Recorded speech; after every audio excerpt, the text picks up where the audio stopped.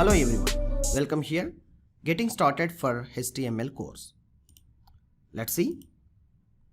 Introduction. Welcome here. Use this online tutorial to speed up and slow down videos for complete program.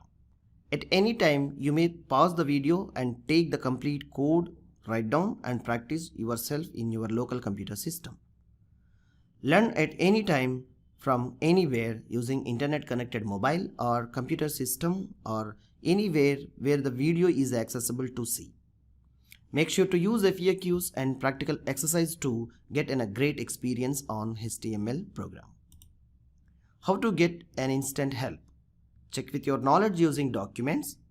For instance, quick help, Google or Stack Overflow search techniques you have to apply. Submit your questions on Ask QA forum for detail what you have tried with screenshot or error code participated by you. How to approach the course? The best way to approach the course is review videos with your practical hands-on sessions.